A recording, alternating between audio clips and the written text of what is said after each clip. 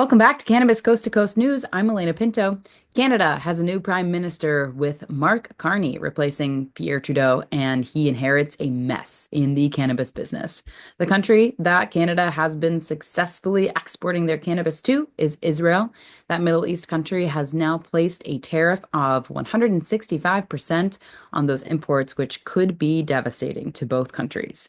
In the meantime, there's a company called Ghost Drops that Health Canada has fined twice for advertising violations. The Haunting of Hexwood is all ages event in Canada, and Ghost Drops was a sponsor. The Cannabis Act of Canada prohibits messaging to under 21-year-olds, and that country's regulatory board believes their sponsorship at that event was in violation and issued the fines. And now, with a new prime minister in place, Canadians are concerned about what changes Mark Carney might make to their federally legal industry. In our international reports, we start with our Canadian correspondent, Debi Facey, on the impact of her country's leadership change.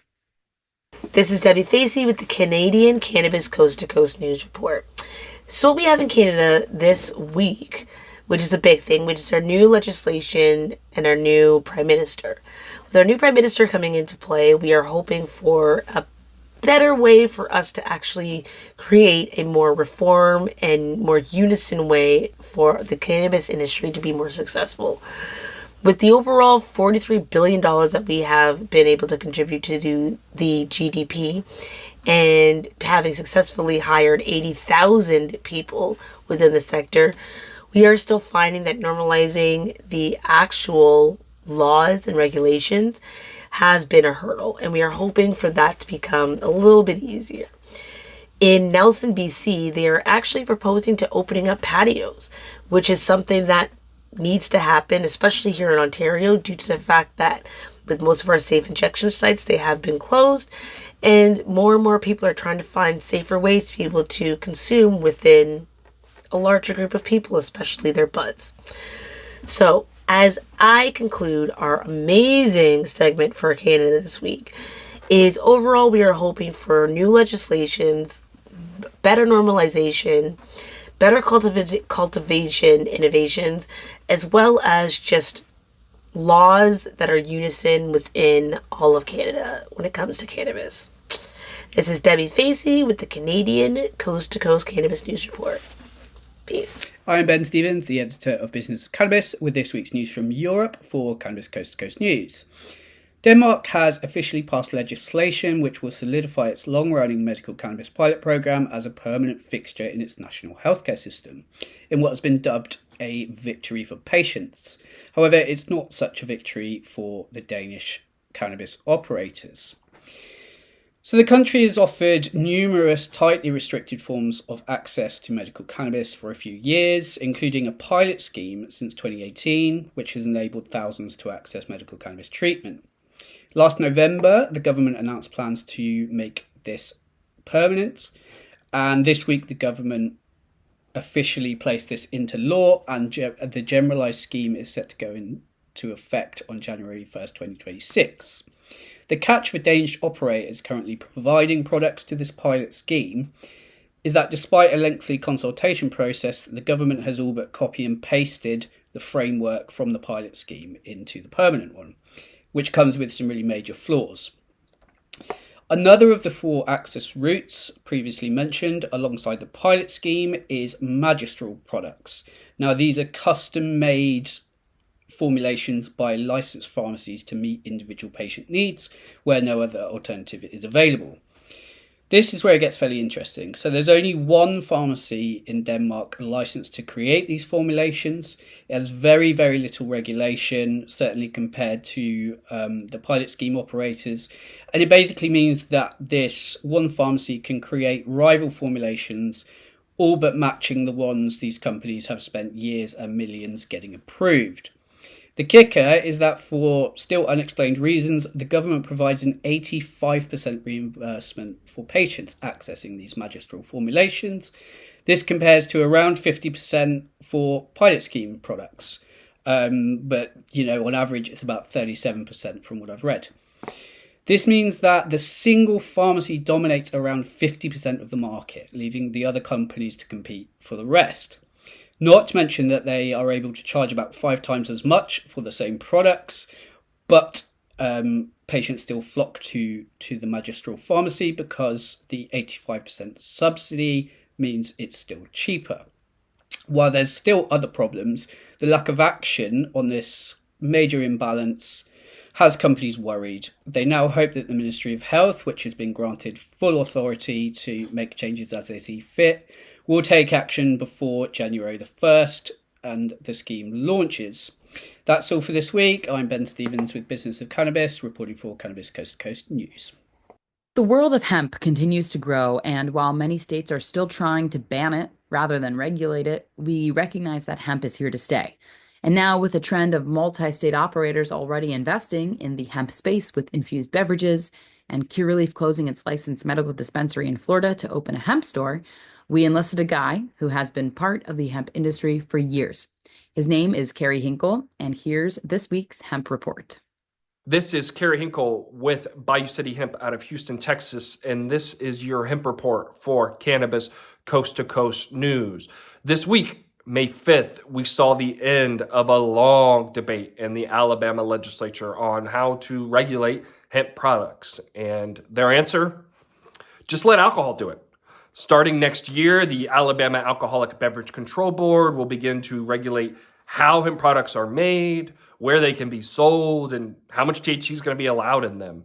Their intent here is to allow for licensed package stores, licensed hemp retailers, pharmacies can sell some products, and grocery stores that sell beer and wine can sell these intoxicating hemp beverages right next to those products. And this is a trend that we're seeing, especially in southern states, where states like Tennessee and Kentucky have also recently passed bills that expressly allow for intoxicating hemp beverages so long as they're sold in a manner that is similar to alcohol. And this is an interesting debate right now in the hemp world, as big alcohol has shown interest in distributing hemp beverages and participating in the profits of these products. And their argument is, well, we've been responsibly selling intoxicating beverages to adults for a long time now, and we think we can responsibly sell these hemp beverages to adults as well.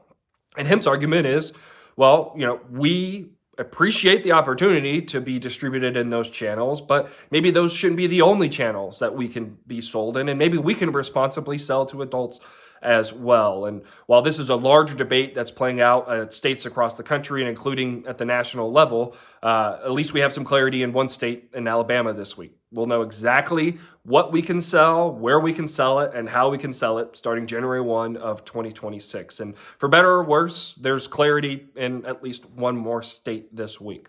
Hemp policy never stops, so I will be back again for another report on Cannabis Coast to Coast News next week. Again, I'm Kerry Hinkle with Bayou City Hemp. In Ohio, there is never a dull moment in the 24th state to legalize adult use sales of cannabis. Still, in its first year of sales, the legislature there continues to tweak their existing laws. Christina Brisson is our Ohio correspondent, and she has the story of that state now moving all intoxicating hemp products into licensed legal cannabis dispensaries. Here she is. Hi, I'm Christina Brisson with Over the Top Renovations with your weekly Ohio Cannabis Report with Cannabis Coast to Coast News. So the bills here in Ohio continue, and I'm going to have more information on that next week as we go over the different ones that are in play. However, recently, over 35 people testified in over 3 hours' time, testifying against HB 160, which is the most recent House bill, on top of another one that I'll tell you about next week. And as of April 26th, Ohio has reached $2.6 billion in sales between medical and non-medical sales. And the price of a gram has finally gone down to $6.45, whereas over almost a year ago it was at $10 per gram.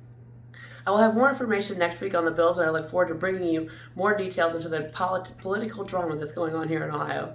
I am Christina Brisson with your weekly Ohio Cannabis Report with Cannabis Coast to Coast News. With more and more pressure being felt by every part of the cannabis industry, the multi-state operators are adapting. With the market feeling the economic pressures to survive and keep the doors open, more and more multi-state operators are expanding their own footprint by making key acquisition during this distressed time. Terre Ascend has entered the Ohio market by acquiring a dispensary there.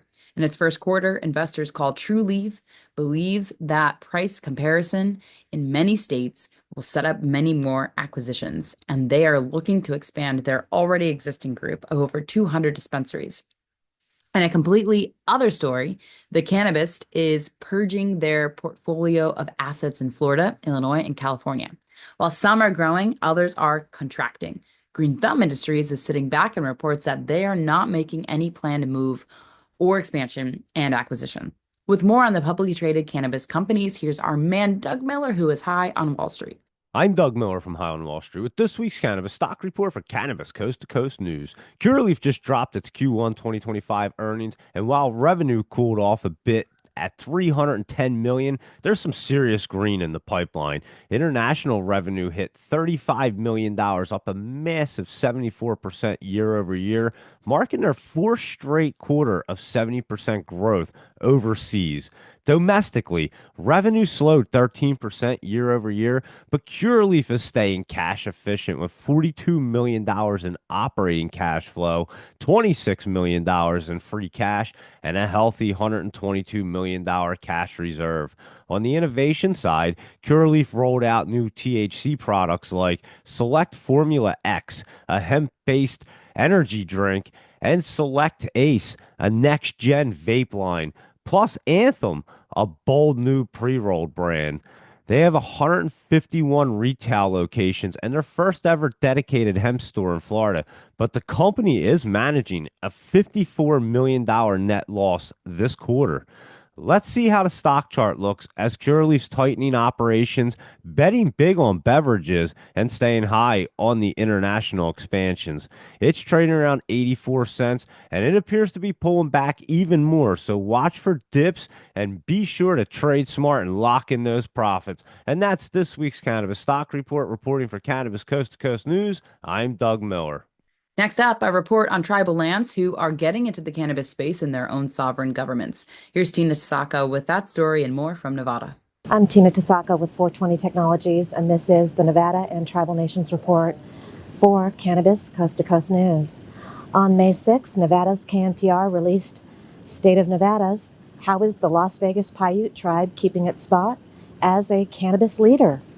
In this enlightening interview, Benny Tasso, chairman of the Las Vegas Paiute Tribe, emphasized their cannabis enterprise, Nuwu Cannabis Marketplace, has significantly bolstered the tribe's ability to provide essential services such as medical care and water access.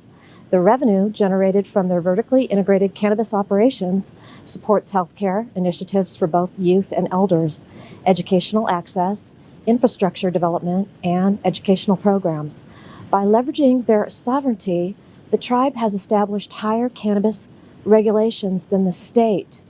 They want to set the gold standard, ensuring quality and safety while maximizing economic benefits for their community.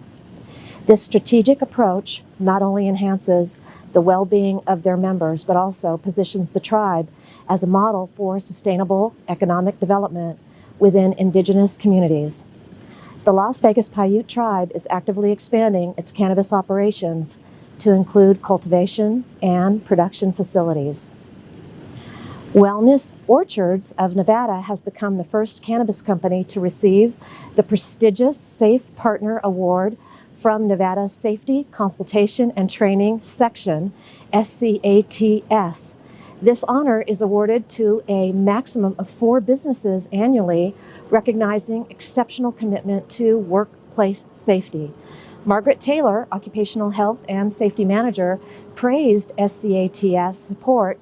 When we called SCATS for a free safety consultation, we were impressed with the way they explained step by step what would occur during the consultation inspection prior to walking the facility with us. She added that the initial consultation led to further improvements across their sister sites, driven by SCATS experts' recommendations. That's it for the Nevada highlights and tribal nations. I'm Tina Tasaka with 420 Technologies and Cannabis Coast to Coast News. That'll do it for the B block, but when we come back, we continue with more reports from a variety of states, including California and Illinois. Cannabis Coast to Coast News continues after this.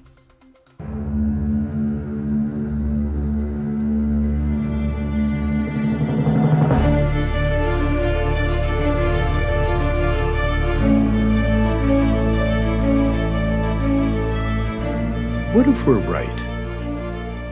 What if all of a sudden they discover that there is medical use for marijuana and that it is good for you and it's better than alcohol and it's better than opioids and it helps your health? What if we're right? What if they find that out? Specific cannabinoids have medical value.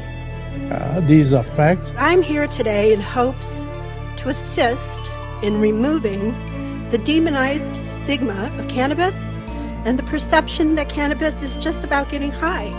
The true base of this plant has to be known. I don't think anybody should ever go to jail for cannabis. Get some medicine, and everybody should have access to it. This is something which, at the very, very least, is the key to alleviating suffering and extending life for millions of human beings. Right? For returning some kind of balance to our society, and quite possibly of restoring our planet's natural balance as well.